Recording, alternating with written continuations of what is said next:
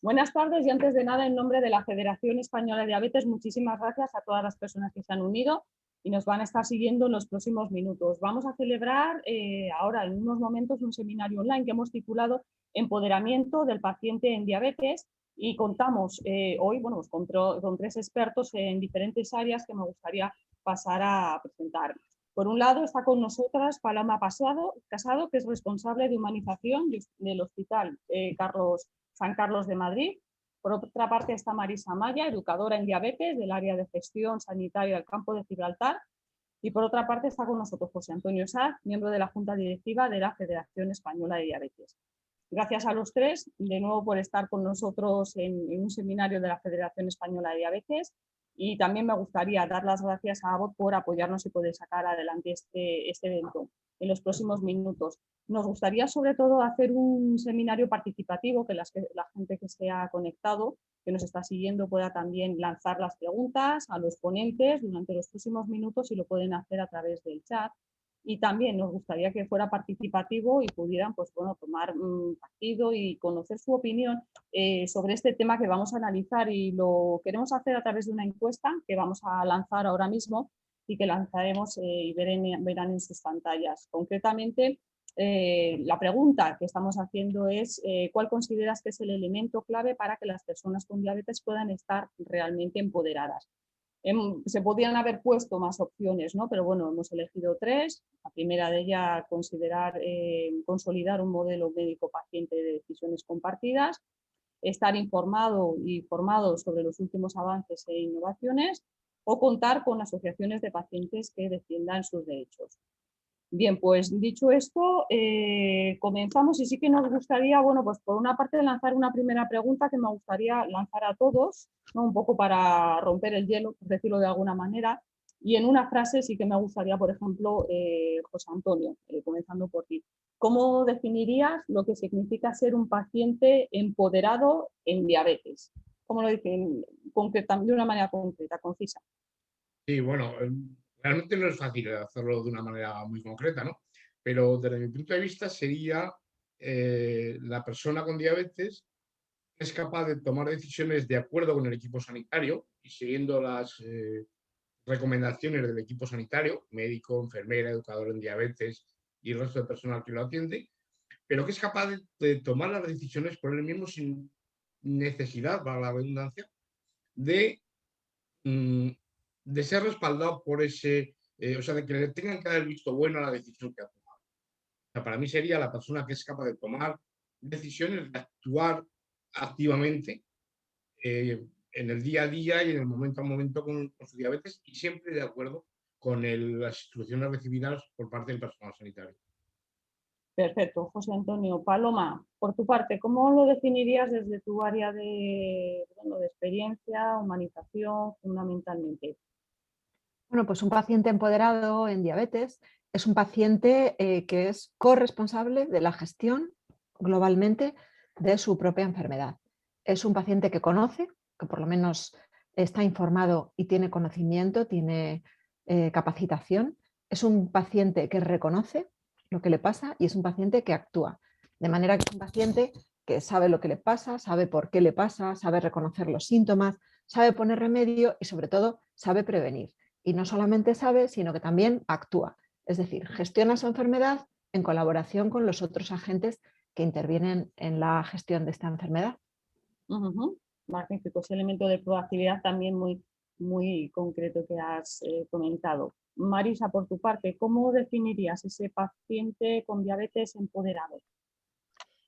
Yo no puedo estar más de acuerdo con lo que mis compañeros acaban de decir, y ambos han hablado de la proactividad, han hablado de la necesidad de lo que es la cogestión, pero hay algo más que también Paloma lo ha añadido, y el tema de competencias. Es decir, realmente un paciente empoderado es aquel paciente que toma decisiones porque está capacitado y tiene competencias. Es decir, que no solamente es la persona que quiere manejar su enfermedad, sino que la maneja de forma eficaz, de forma efectiva. Es decir, que es capaz de ser el dueño y sobre todo el amo de su destino, en el sentido de que es capaz de mejorar el control y prevenir las complicaciones. Es decir, que es un tema de competencia y es un tema de, yo diría que de necesidad, ¿no? De la persona que necesariamente se ha formado de una forma proactiva y que es competente. Más bien lo que habéis comentado, ¿no? Más bien es algo más interno, ¿no? Del propio paciente, ¿no?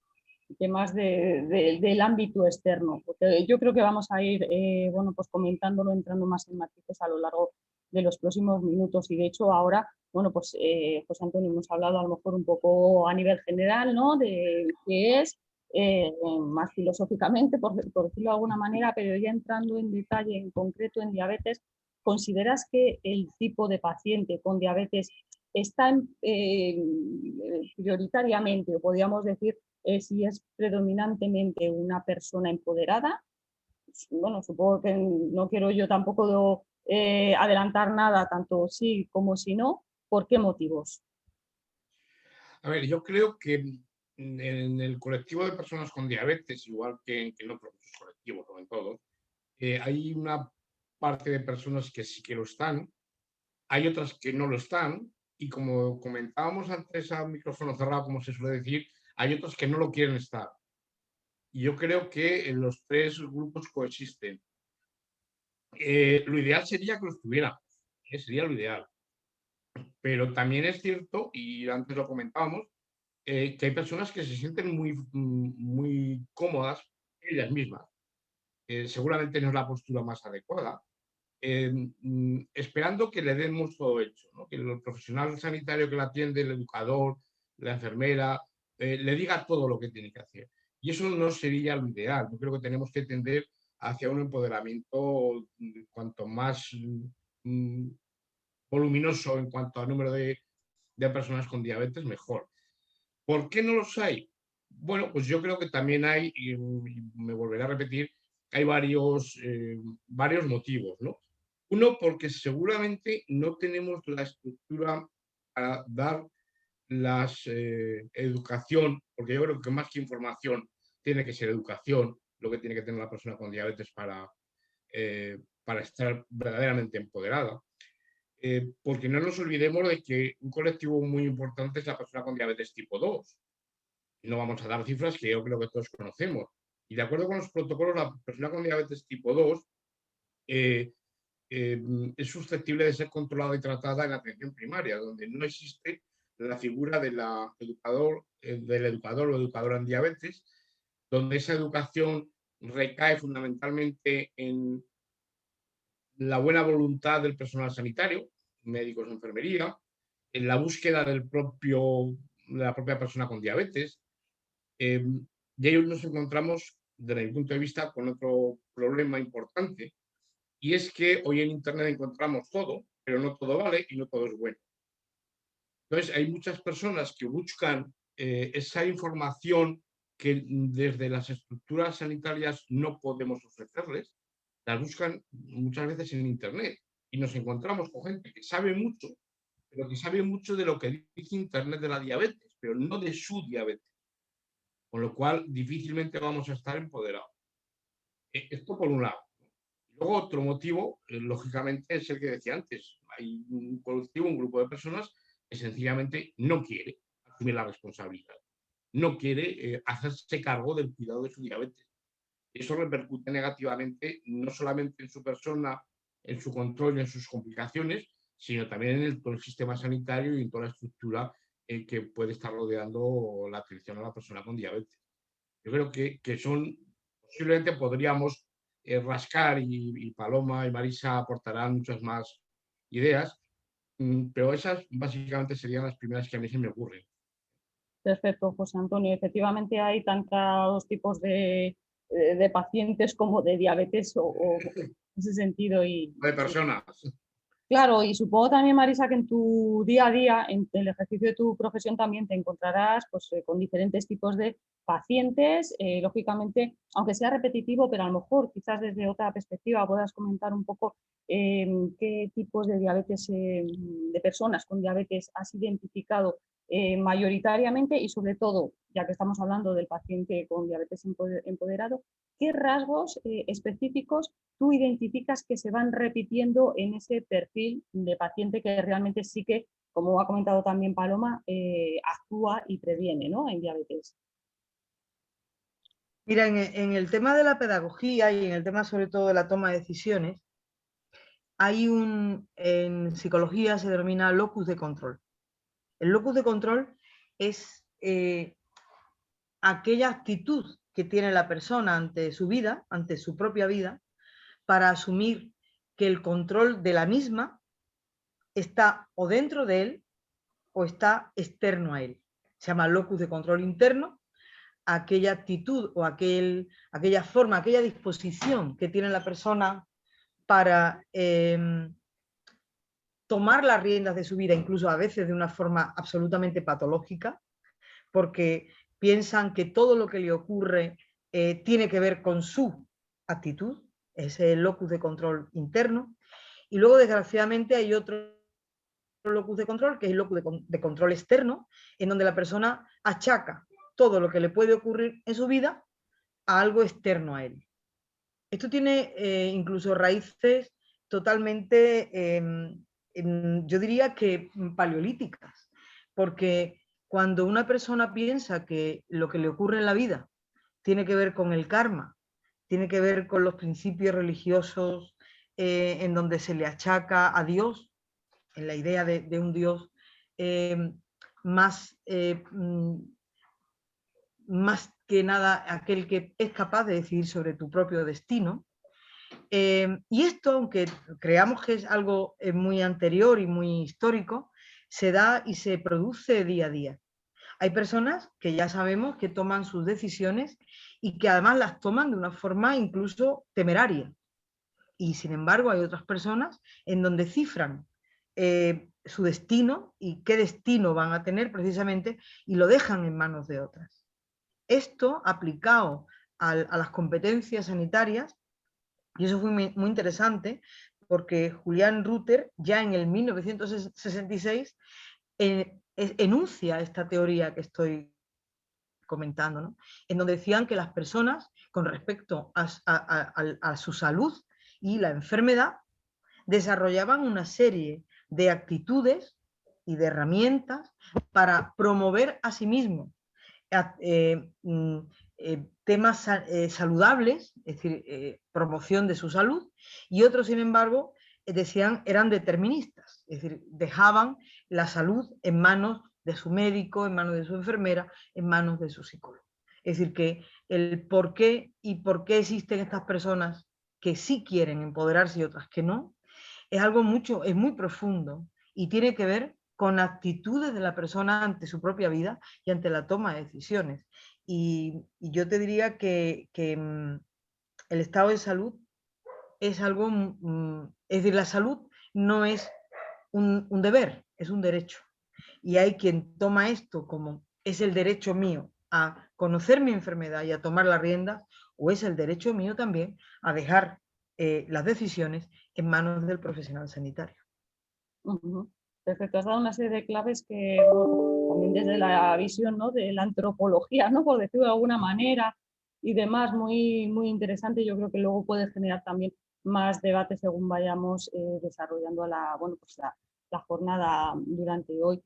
Paloma, lógicamente también tu experiencia en este área es muy importante porque no solamente has trabajado con personas con diabetes, sino con muchísimas otras asociaciones, ¿no?, en la escuela de pacientes también, bueno, pues has conocido otras patologías crónicas y sí que me gustaría pues conocer tu opinión haciendo una comparación, ¿no?, en cuanto a otras patologías. ¿Consideras que el paciente a lo mejor con diabetes es más empoderado a lo mejor que, bueno, pues que otros pacientes de otras patologías, o mayoritariamente es algo que, bueno, pues que hay una tendencia similar? ¿Qué opinas en este sentido en cuanto a, bueno, pues a la trayectoria que has tenido y has conocido con otras asociaciones? Pues es que depende. Cuando estaba pensando sobre esto, con la pregunta que nos hiciste, Mercedes, no tenía claves que ha expuesto Amaya esta tarde. Y es que probablemente es una raíz mucho más profunda que va en lo que es el sentido estricto del ser humano. Porque nosotros, yo creo que desde el punto de vista de la humanización hay una frase que siempre repetimos, ¿no? Y es que no hablamos de enfermedades, hablamos de pacientes, hablamos de personas. Cada persona es un individuo y en sí mismo tiene una realidad interna y externa y vive la vida, como ha expuesto antes Amaya, ¿no? Entre otras cosas, fomentando estilos de vida saludables o no, con unas motivaciones que puede tener o no para tomar las riendas de su propia enfermedad. Así que en ese sentido, yo no diría que el paciente con diabetes es más empoderado o tiene más facilidad o más propensión a estar capacitado para cogestionar su propia enfermedad. Yo no diría eso, depende del propio paciente. En cuanto a la diabetes, si nos centramos en esta enfermedad, en las personas que sufren diabetes, creo que es mucho más fácil, desde mi punto de vista, ¿no?, empoderar a pacientes que sufren diabetes tipo 1 que los que sufren diabetes tipo 2. Y es por algo que también ha expuesto antes Amaya, porque la diabetes tipo 1 no se relaciona tanto con estilos de vida saludable. Tiene una relación, por supuesto, en cuanto a la prevención de complicaciones, etc. Pero en la génesis de la diabetes tipo 2 están unos estilos de vida no saludables que están arraigados en el propio comportamiento de esa persona. Entonces, en tanto esto es así, es mucho más difícil que esta persona sea consciente que cambiando esos estilos de vida saludable, probablemente arrastrados desde muchos años de vida, pues sea más difícil empoderarla o, como dicen los ingleses, conseguir ese engagement, ese compromiso del paciente para trabajar por su propia salud. En cambio, las personas que sufren diabetes tipo 1, generalmente el diagnóstico es en la juventud, generalmente han aprendido, han crecido con su enfermedad y conocen mucho más la repercusión que ésta tiene sobre su vida. Quizás es distinto porque en este sentido la diabetes tipo 1 no se debe tanto a haber llevado a cabo estilos de vida no saludables que la diabetes tipo 2, que se relaciona directamente, como todos sabéis, pues con el sobrepeso, como con una alimentación no saludable, con el sedentarismo, pues con estilos de vida que son generalmente un conjunto, que es muy difícil cambiar cuando ya es una persona que lleva muchos años con este hábito en su vida, ¿no?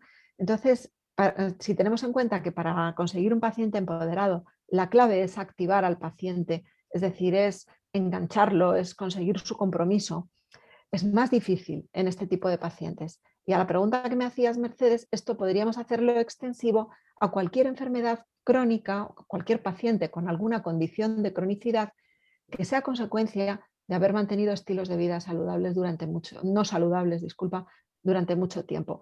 Pero no porque la enfermedad en sí misma determine que un paciente puede ser más o menos empoderado, sino porque en la génesis de ciertas enfermedades están estilos de vida que sí conforman un tipo de comportamiento distinto de unas personas y otras.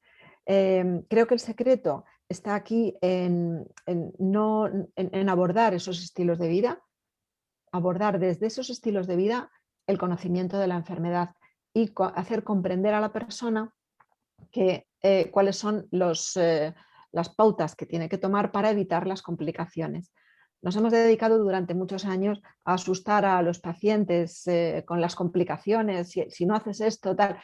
Y probablemente los que se dedican a la pedagogía y a la docencia no hubieran actuado de esta manera. Es mucho más efectivo conseguir ese compromiso mediante la persuasión o mediante otras herramientas que ahora pues se están utilizando en las escuelas de pacientes que también decías, ¿no, Mercedes? Pues bueno, sobre todo herramientas de aprendizaje entre iguales o de aprender practicando o de aprender con otros y no de un profesor que te está dando una clase y no de un profesional sanitario que te está pues asustando, ¿no?, con lo que te puede pasar si no haces esto o lo otro. Respondiendo a la pregunta, no es que el paciente con diabetes tipo 2 sea más o menos empoderado que otro paciente y no es que sea más difícil, sino que la causa en la causa de esta enfermedad están estilos de vida que están mucho más arraigados de lo que nos parece y que hay que combatir para conseguir concienciar y comprometer a las personas en la gestión de su enfermedad, en que tomen las riendas de su enfermedad, como decía antes Marisa. Perfecto, Paloma. Yo creo que además has dado una clave para la siguiente ronda de preguntas que sí que me gustaría iniciar, que has comentado el botón, ¿no? Enganchar al paciente para que realmente cambiemos el clic, por decirlo de alguna manera, y activarle para que, si no lo eres, sí pueda ser empoderado y cambiar, ¿no? Ese destino, por decirlo de alguna manera, que vaya lógicamente a mejorar la calidad de vida. Hemos hablado, yo creo, también mucho, y las características a nivel interno, que nos definen, que nos impiden o que nos empujan hacia ser un paciente empoderado, pero a nivel externo, por ejemplo, José Antonio, podemos tener, hay ahora mismo muchísimas más herramientas al alcance de los pacientes, como pueden ser la innovación, las nuevas tecnologías. ¿Consideras que esas nuevas herramientas, pues para la gestión, la monitorización, etcétera, pueden, por un lado, mejorar la calidad de vida del paciente y quizás con ello también contribuir a que pueda darse un paso más, si no lo es, a que el paciente vaya empoderándose? Yo creo que sí. Yo creo que sí. Había una frase, a ver si la recuerdo bien, que leí en cierta ocasión que decía que el conocimiento da seguridad y que el desconocimiento es oscurantista. Creo que estamos hablando, y Paloma lo decía en su primera intervención, de la cogestión de la diabetes, de la actuación en relación con la diabetes, del reconocimiento. Claro, todos estos sistemas, todas estas nuevas tecnologías, lo que desde mi punto de vista sí nos aportan es que yo puedo saber en cada momento ya no solo lo que está pasando, es decir, los sistemas de monitorización continua nos dicen si realmente eso que yo creo que es una hipoglucemia lo es, si realmente eso que yo creo que es una hiperglucemia lo es, sino que también nos están previendo un poco hacia dónde la tendencia que va a tener en un futuro próximo, ¿no? Con lo cual, de alguna forma, nos capacita para actuar en función de esa previsión posible de lo que va a suceder. Yo creo que eso nos va a ayudar a actuar y a tomar esas decisiones. Porque además, en un momento determinado, si el miedo que yo tengo para no actuar y no empoderarme es hacerlo mal, puedo tener la posibilidad de descubrir enseguida que lo he hecho mal y que me he equivocado, con lo cual puedo rectificar. Eso sí, creo que me explico.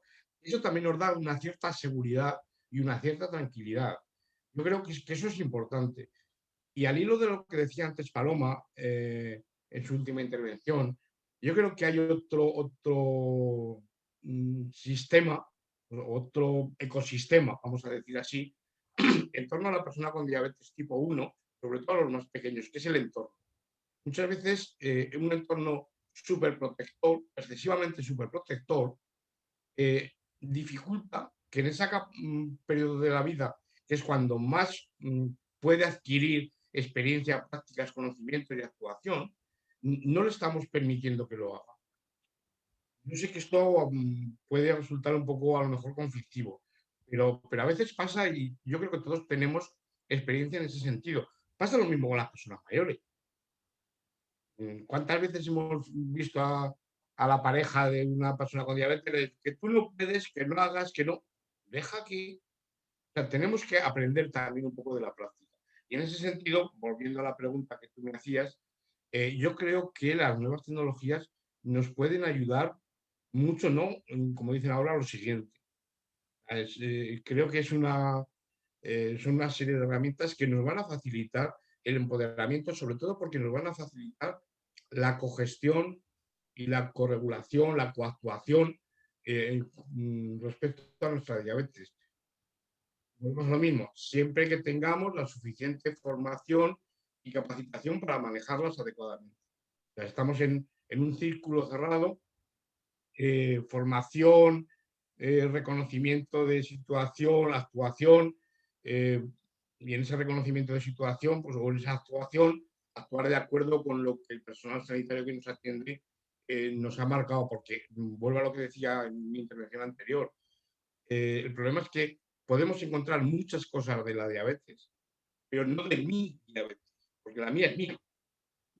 La mía no sabe nadie de los que escriben en Internet de mi diabetes. Yo creo que eso es algo que nos tenemos que también aprender nosotros mismos, ¿no? Que podemos aprender de la diabetes, pero que para ser una persona con diabetes empoderada, tengo que saber de mi diabetes, porque no todos respondemos igual ante las mismas situaciones, ante las mismas actuaciones y ante las mismas medidas que podamos tomar.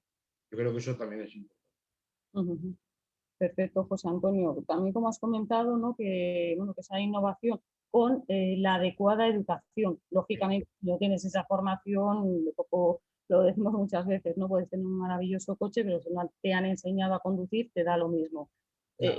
En ese sentido, Marisa, también las ventajas que pueda tener, lógicamente, ese paciente empoderado que pueda utilizar las nuevas tecnologías, a él, como muy bien ha comentado José Antonio, le puede beneficiar, pero lógicamente también de manera indirecta y directa también al propio profesional sanitario, ¿no? En su día a día, cómo puede también contribuir a todo esto, qué beneficios, y lógicamente, bueno, pues no solamente a nivel de su día a día, sino en resultados en salud, que también es muy importante en ese sentido.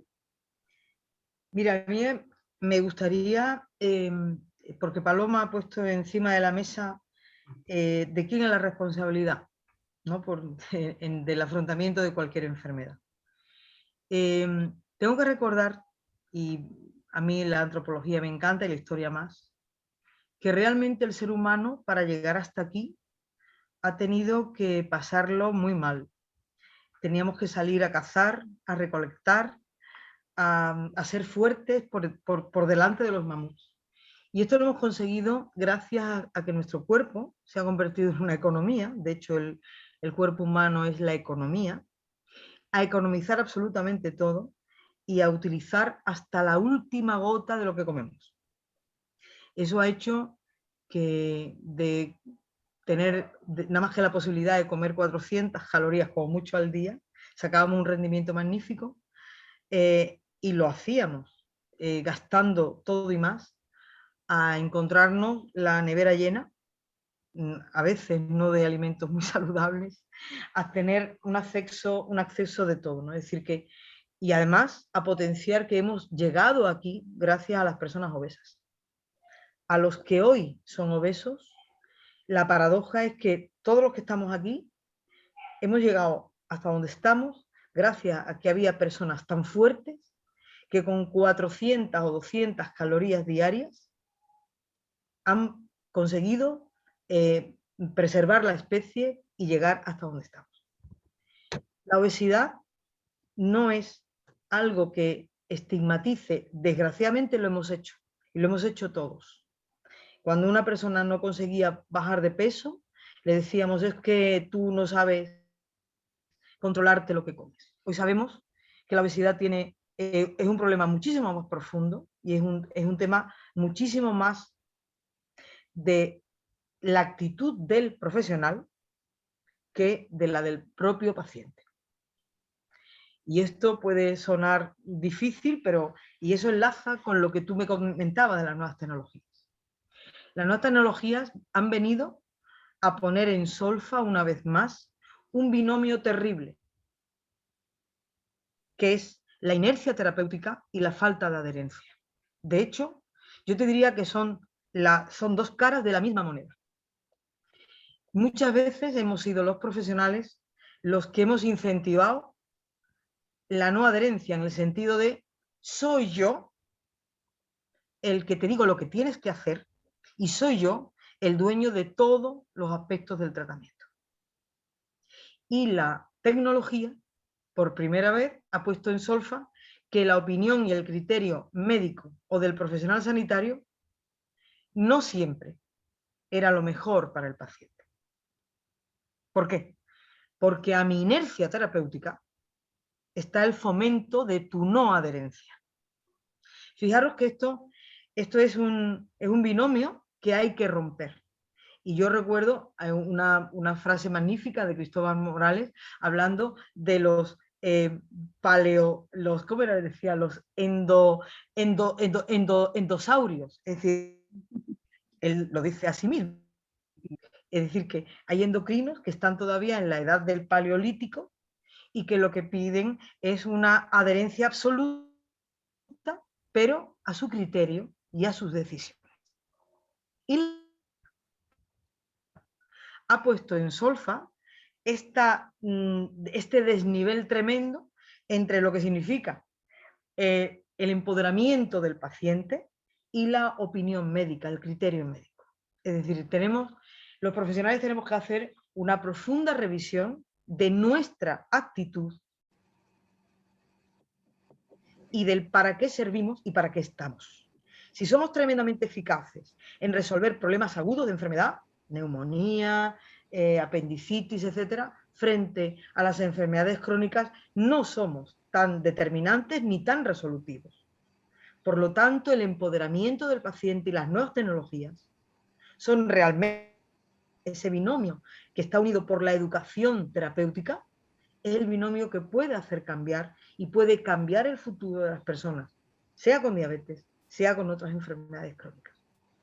Y eso lo ha puesto en solfa, afortunadamente, las nuevas tecnologías, que ya no es el gurú de saco la bola y tú estás en 200 o estás en 50 o estás en 30, sino que la persona sabe en todo momento en qué situación glucémica está y si está empoderado porque ha tenido la gran suerte, que diría yo, la obligatoriedad de tener una formación específica y estructurada y toma las decisiones de una forma coherente, de una forma competente. Y sé que me van a llover palos por todos lados, pero creo que los profesionales tenemos que tomar y ser realmente honrados frente a nosotros mismos para poder posibilitar que nuestros pacientes dejen de ser pacientes para convertirse en actores proactivos y competentes, empoderados en definitiva, frente a su propia enfermedad. Sí, Marisa, bueno, al final lo que vienes a comentar, ¿no? Es un poco es el modelo, ¿no? De decisiones compartidas que de cierta manera a lo mejor ha acelerado, ha facilitado también las nuevas tecnologías que mejoran, bueno, pues la calidad de vida, el empoderamiento, también el día a día de los... Lo han puesto de relieve, Mercedes. Sí. Las nuevas tecnologías, lo que han puesto no ya es el criterio del médico. Por encima de todo está la realidad.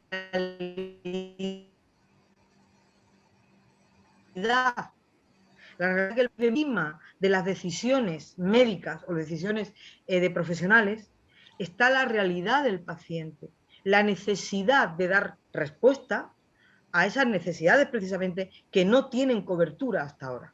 Y si eso es imprescindible en las personas con diabetes del tipo 1, se convierte en deseable en aquellas personas con diabetes del tipo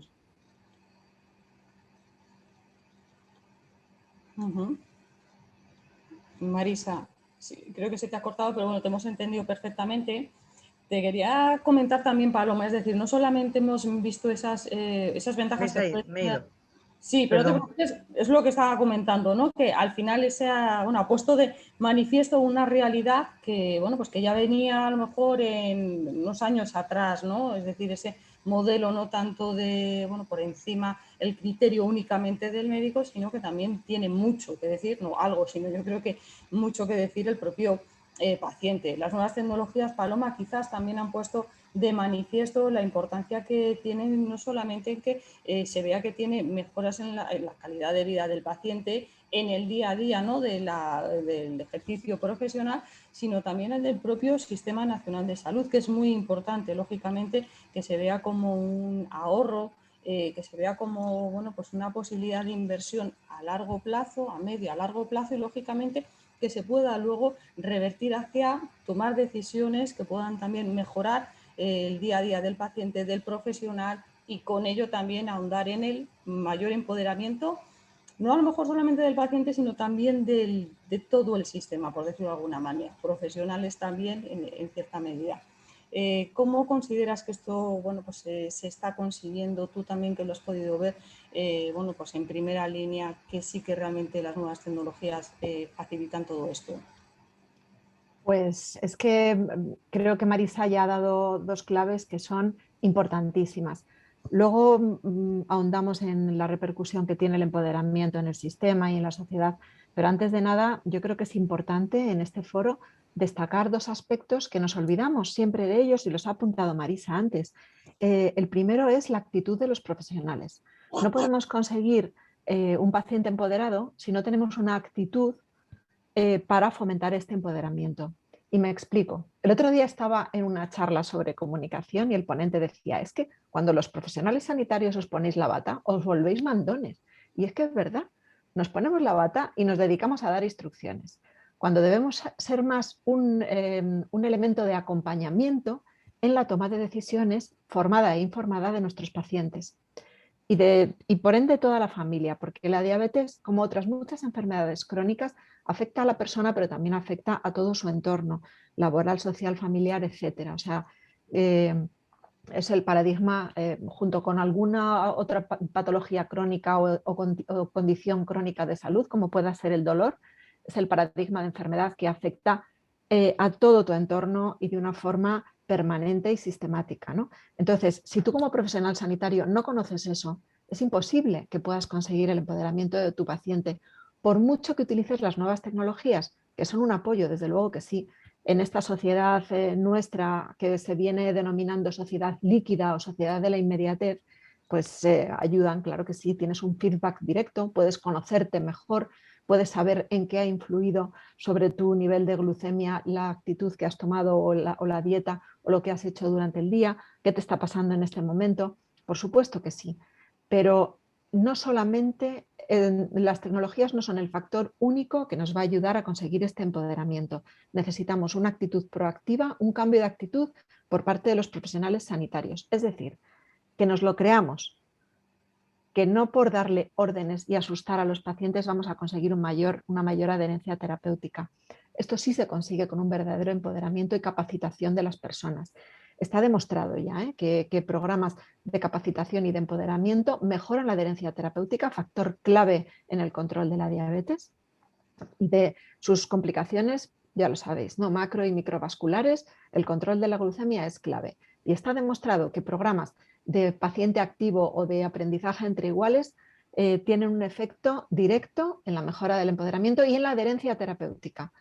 Otras actitudes están por demostrar, ¿vale? Pero lo que es la adherencia al tratamiento está archidemostrado. Hay estudios que están realizándose sobre el cambio de los estilos de vida saludables. Esto es más complicado porque al ser elementos multifactoriales no podemos decir que sea el empoderamiento el factor clave de esto, pero bueno, sí se ha demostrado con la adherencia terapéutica. Y ya si solamente nos fijamos en eso, el efecto sobre el Sistema Nacional de Salud, sobre todos los servicios de salud, está clarísimo. Es decir, disminuyes complicaciones, disminuyes eventos agudos, disminuyes complicaciones a largo plazo, disminuyes el coste sanitario y también el coste social, porque no nos olvidemos que la primera causa de ceguera en nuestro país es la diabetes y todos los costes que tiene cualquier tipo de disfuncionalidad, digamos, ¿no? en cuanto al impacto laboral y económico que puede esto tener. Y por lo tanto tiene un efecto directo en la sociedad y además tiene un efecto directo en la calidad de vida de los propios pacientes. Eso es indudable. Y luego hay otro factor importante y es que cuando un paciente con diabetes está empoderado, esto no afecta solamente al control de la glucemia y al conocimiento de los ajustes de la medicación, por ejemplo, ¿no? Si realmente está empoderado y trabaja en adquirir unos estilos de vida saludables, estos se trasladan a todo su entorno, de manera que tiene un efecto multiplicador sobre la familia, sobre los amigos, sobre todo el entorno que les rodea. Y en ese sentido también tiene un efecto positivo sobre la sociedad. Seguro que me he dejado algo, pero creo que son factores clave. Y por lo tanto, el uso de las nuevas tecnologías, si nos ayudan a tener un conocimiento y a conseguir esa capacitación en esta sociedad en la que los jóvenes fundamentalmente están acostumbrados a tener una información inmediata de la pregunta que hacen en cualquier entorno, bienvenidos sean. Pero no solamente las nuevas tecnologías, hay que trabajar también con la actitud de los profesionales sanitarios. Muy bien, un 360, ¿no? Por decirlo de alguna manera. Vamos a parar en este momento, yo creo que hemos algo más de la mitad, pero sí que es verdad que quizás haya alguna pregunta pues que nos han llegado, gente del chat o también a través vía email. Elsa, no sé si ahora mismo contamos con alguna pregunta para alguno de los ponentes que están con nosotros. Hola, buenas tardes. Sí, mira, nos han llegado algunas preguntas, por ejemplo, para José Antonio. Desde FEDE se ha lanzado un documento con medidas para mejorar la calidad de vida de las personas con diabetes tipo 2 insulinizadas, que consta de distintos bloques, que van desde educación, ahorro, hasta inversión o innovación. Nos preguntan cuáles serían las más urgentes para implementar a corto plazo. Y yo por aquí por el chat también aprovecho y voy a dejar el link para que todo el mundo pueda ver este documento.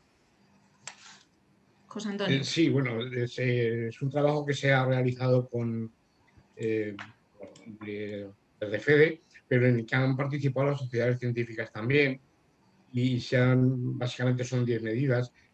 Yo creo que todas son importantes. Prioritarias, yo, desde mi punto de vista, serían, primero,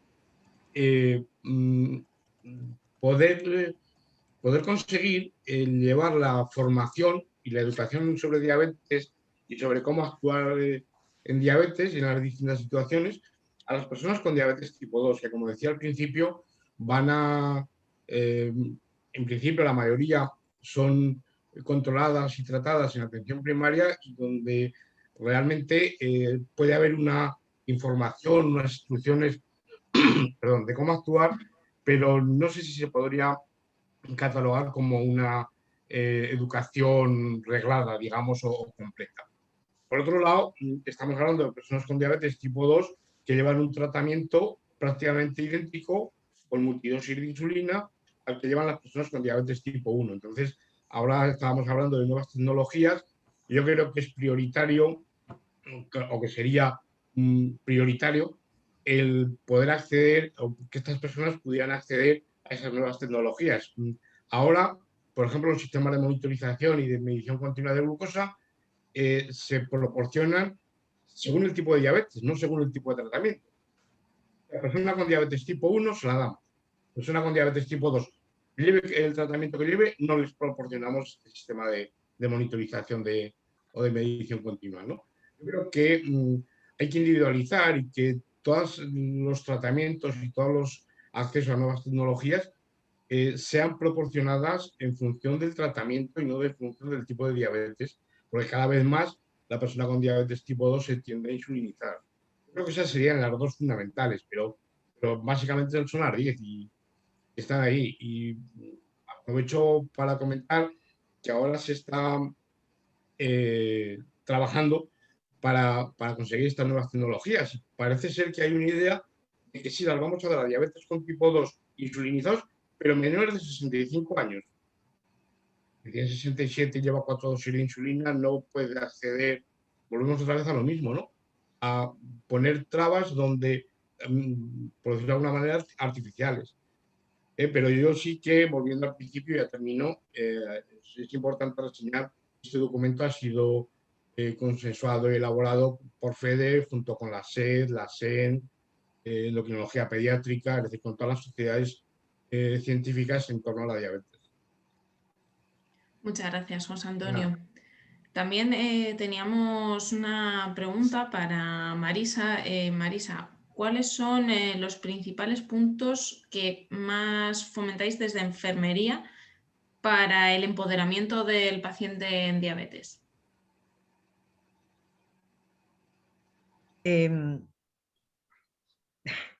José Antonio, ¿me permites que te apostille dos cosas? Por supuesto. Las tecnologías son prioritarias, pero siempre que vayan acompañadas de una educación terapéutica.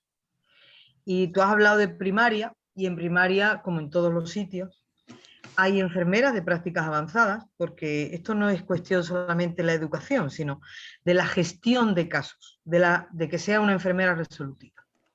Y eso se llama enfermera de prácticas avanzadas. Lo que define a la enfermera de prácticas avanzadas no es el sitio donde esté, sino lo que hace. Es decir, que una enfermera de práctica avanzada puede estar, normalmente hasta ahora ha estado en un ámbito hospitalario, pero ya hay enfermeras de prácticas avanzadas que están en centros de salud. Y yo, por ejemplo, te puedo hablar de dos personas con nombre y apellido. Conchi Candela, mi compañera de Almería, de la zona básica del Ejido, y Geli, mi compañera, que además es gestora de casos y además es la coordinadora de enfermería del Centro de Salud Goya, que es casi un hospital en pequeño. Dicho esto, simplemente no por romper una lanza por atención primaria, sino por las enfermeras que conocen, están formadas y se dedican y saben qué hacer ante una persona con diabetes, independientemente que sea tipo 1 o tipo 2. Y con respecto a la pregunta ya en concreto que comentaba. Mira, nosotros en educación terapéutica lo que fomentamos fundamentalmente es la simulación de casos prácticos para que la persona sea capaz de tomar decisiones de forma competente. Le ponemos ejemplos prácticos de qué hacer en esta situación o qué hacer en esta otra, independientemente del tipo de tratamiento que sea, porque la complejidad no la mide tanto el tratamiento, sino la situación de la persona. Es decir, hay personas con diabetes tipo 2 muy frágiles, que a lo mejor están con una dosis basal de insulina y que sería tan necesario una monitorización continua de la glucosa, que en aquellas personas que a lo mejor están con 5 dosis, pero que van a piñón fijo porque no toman decisiones en cuanto a modificación de dosis. Es decir, que tendríamos que hablar un poquito largo y tendido desde la perspectiva de la educación terapéutica y de las necesidades de los pacientes. Pero fundamentalmente nosotros lo que hacemos es poner a la persona que tiene diabetes, en situaciones que pueden ocurrir en su día a día, en su vida diaria. Situaciones prácticas y ver qué respuesta obtienen esas personas después de, evidentemente, haber pasado por una formación estructurada, una formación reglada. Esa es, no sé si responde a tu respuesta. Y José Antonio, claro, ni 65 ni 70, son las necesidades de los pacientes, independientemente de su tratamiento, el que define la necesidad o no de nuevas tecnologías. Es más, hay pacientes con diabetes tipo 1 que es absurdo que tengan acceso a nuevas tecnologías porque ni la utilizan correctamente, ni la utilizan para su mejora. Con lo cual, pues fíjate de lo que estamos hablando, ¿no? Completamente de acuerdo. Muchas gracias, Marisa. También teníamos una pregunta para Paloma. Paloma, ¿cómo contribuye la humanización, que es tu área de especialización, a mejorar el empoderamiento del paciente en diabetes? Bueno, pues es que no es que contribuya a la humanización, es que el empoderamiento de los pacientes es una expresión de lo que es la autonomía del paciente en la toma de las decisiones que afectan a su salud. Y esto es una dimensión clave de todo lo que llamamos humanización. Porque a veces cuando hablamos de humanización pues se nos ocurren que se relaciona pues, con el trato, con la empatía, con el respeto, con la comunicación, etcétera. Pero es que el fomentar la autonomía de los pacientes también es humanización y por eso creo que tanto es importante el cambio de actitud de los pacientes como el de los propios profesionales, que aprendan a tratar a personas con ciertas enfermedades y no a enfermedades, digamos que despersonalizando las situaciones. Y esto hila con lo que estaban comentando antes José Antonio y Marisa, es decir, para tomar una decisión con un paciente, y fijaos que digo con un paciente, no acerca de un paciente, conjuntamente con él o con ella, hay que tener en cuenta múltiples dimensiones de su vida y puede ser que una nueva tecnología sea apropiada para una persona mayor y que no lo sea para un joven. Es decir, el factor edad no ha de ser el delimitante para la decisión, para una decisión terapéutica. Una nueva tecnología como herramienta o cualquier otra. El empoderamiento del paciente es clave en la humanización porque se trata del máximo respeto hacia la persona en la toma de sus propias decisiones, Y para que esa persona pueda tomar sus decisiones, tengo que hacerle capaz de ello mediante la educación, mediante la formación, mediante la información, mediante una labor que yo llamo de acompañamiento o de coaching, si me queréis admitir la palabra, ¿no? Tenemos que ser más animadores y acompañadores, si me permitís, de estas personas y no pasarnos la consulta o el momento que estemos con ellos dando órdenes que probablemente pues tenga un efecto más negativo que lo que es trabajar el verdadero empoderamiento, que como digo es el respeto a la autonomía de esa persona. Perfecto, Elsa. Muchas gracias, Paloma. Pues contaremos contigo luego al final para saber qué es lo que ha votado la gente a la encuesta. Gracias. Muchas gracias. Pues entramos ya en la recta final y sí que había una pregunta que me gustaría lanzaros también, José Antonio, a nivel de empoderamiento. No solamente es importante a nivel individual, sino también a nivel de colectivo. Lógicamente, como miembro de la Junta Directiva de la Federación, conocedor también del mundo asociativo, ¿consideras que el movimiento asociativo de la diabetes está empoderado? ¿Todavía falta porque se empodere? ¿Cuál es tu visión de estos más de 30 años, por ejemplo, de existencia de la Federación Española de Diabetes en este caso? A ver, yo considero que el movimiento asociativo puede ayudar al empoderamiento, pero eso no significa, al menos desde mi punto de vista, que el mero hecho de ser miembro de una asociación o de una federación lleve automáticamente al empoderamiento. Aquí se ha hablado del empoderamiento y estoy de acuerdo, como una corresponsabilidad junto con el equipo sanitario. Con lo cual hay otra pata que sería el equipo sanitario, que de alguna manera es quien debe marcar también las instrucciones de cómo y por dónde actuar en función de cada caso individual y personal, como decía Paloma hace un momento, que tiene que entrar también.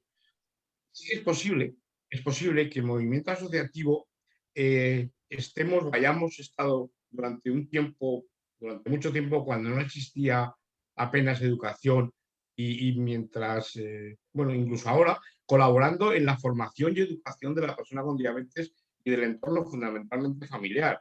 En algunos casos también social, a nivel de colegios, a nivel de equipos educativos, incluso de colectivos que pueden en un momento determinado atender a la persona con diabetes, ¿no? Seguramente el movimiento asociativo somos un colaborador importante en esa capacitación que puede llevarnos después al empoderamiento, pero no necesariamente el hecho de ser miembro de una asociación o pertenecer al movimiento asociativo nos lleve, creo que no es sinónimo de que nos lleve al empoderamiento. Nos puede facilitar la capacitación para alcanzar el empoderamiento. Yo creo que esa es la visión fundamental y que como asociaciones es la que tenemos que tender a tener.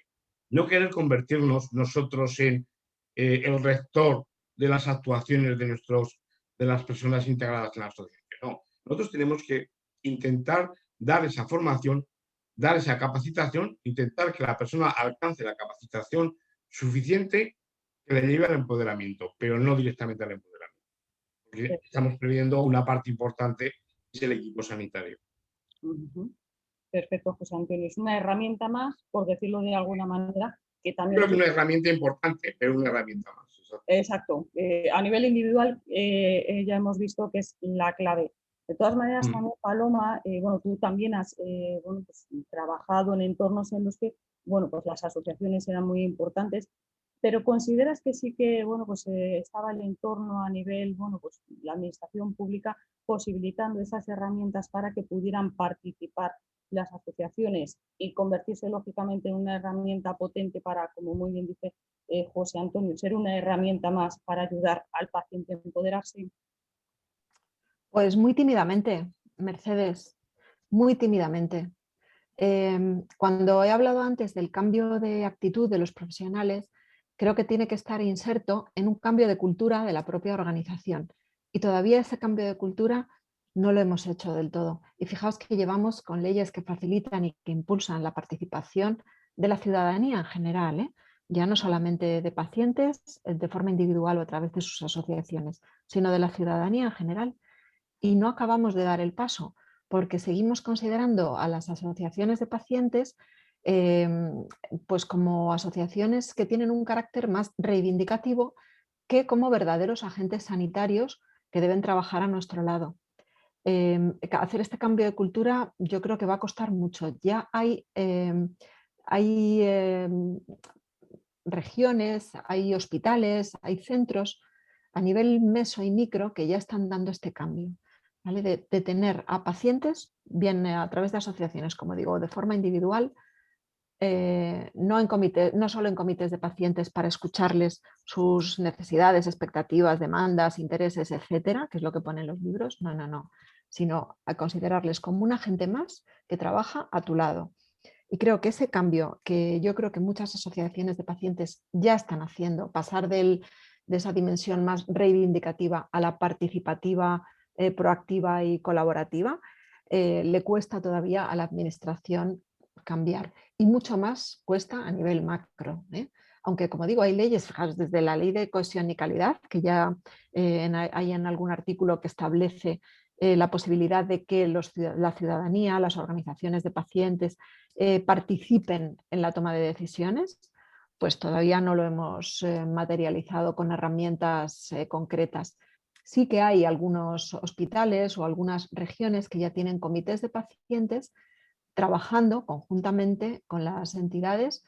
Digo entidades porque pueden ser directamente con grupos de profesionales o a través de la consejería o bien a través de un centro sanitario o un hospital, un centro de salud, trabajando codo con los profesionales, pero todavía nos cuesta. Entonces, conseguir verdaderamente esa participación de los pacientes, digo que es muy tímida todavía, muy tímida.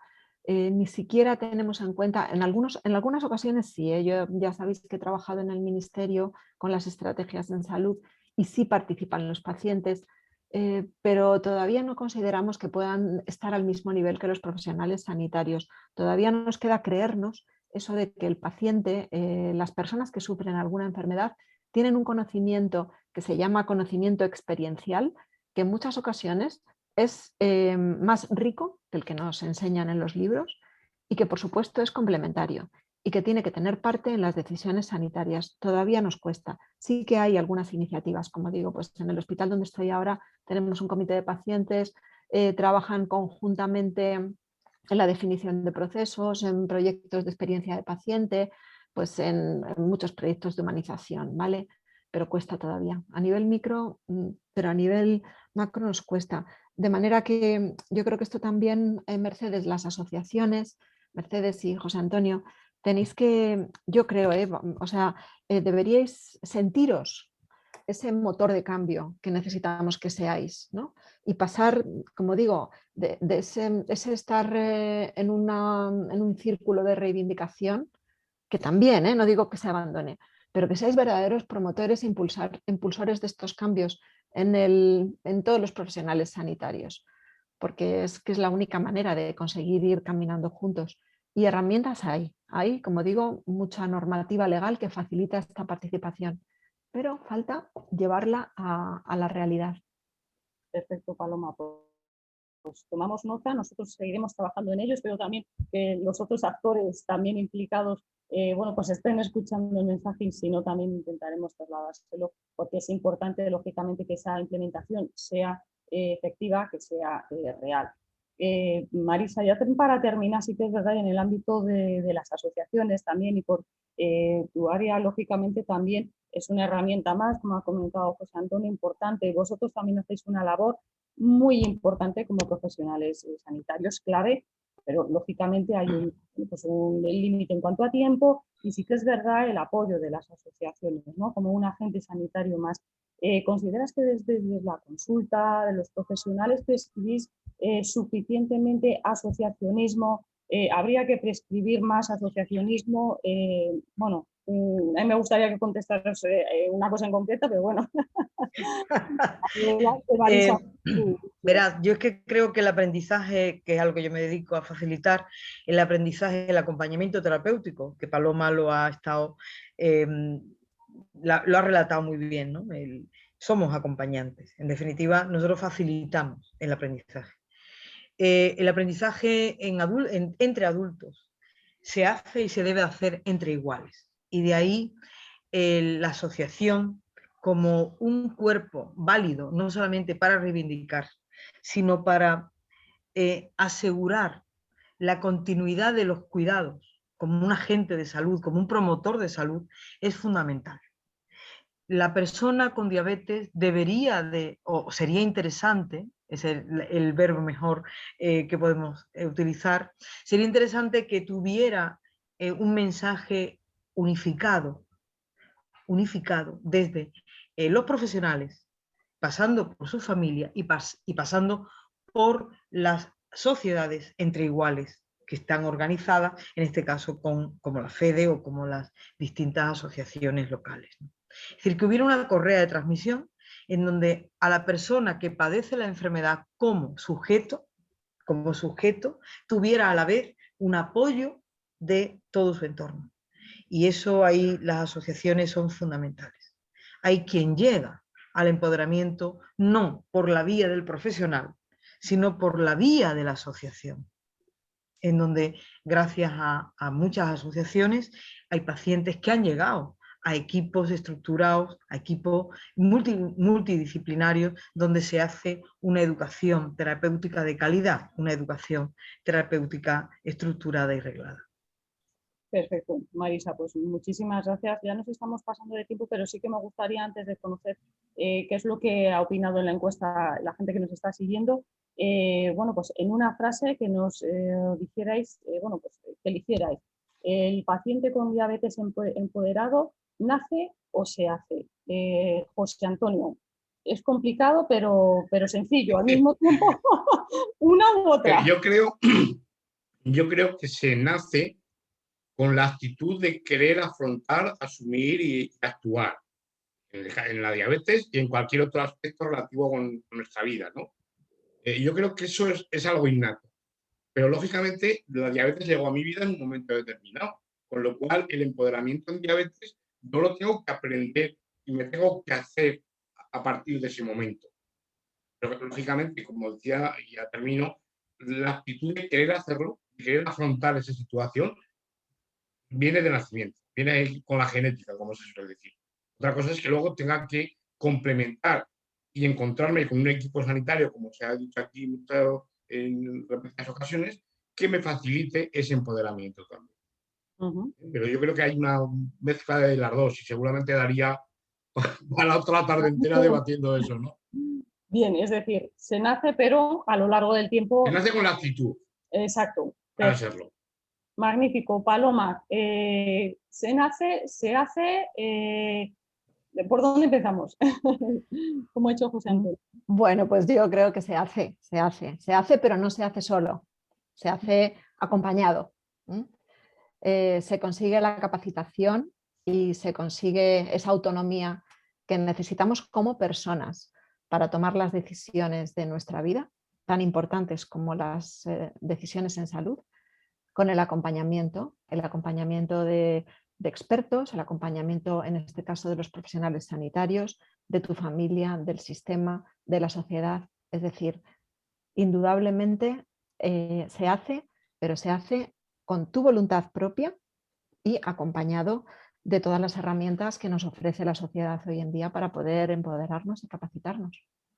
Magnífico. Paloma, pues nos quedamos con ese se hace con todas las herramientas del entorno. Marisa, ¿se nace o se hace? Bueno, yo creo que el locus de control o actitud vital de cada persona condiciona y facilita o no su empoderamiento, pero no es determinante. Lo que realmente es determinante es el acompañamiento terapéutico, es la educación terapéutica, en donde lo que hacen es iniciar y potenciar estas actitudes proactivas y crecer o hacer crecer aquellas en donde son menos proactivas. Yo creo que la educación terapéutica, estructurada y reglada, y si se aplican a las nuevas tecnologías de forma coherente y consecuente, yo creo que es decisivo para ayudar a construir el empoderamiento del paciente. Perfecto, nos quedamos también con ese mensaje de la educación y la formación, que en todo, diabetes es un gran pilar y es una gran clave. Pues dicho esto, nos queda simplemente conocer cuál es la opinión de la gente que nos ha seguido sobre la encuesta ELSA que hemos lanzado. No sé si puedes compartir con nosotros los resultados, volver a plantear la respuesta y comentarlas. Adelante. Sí, voy a compartir con vosotros todos los resultados.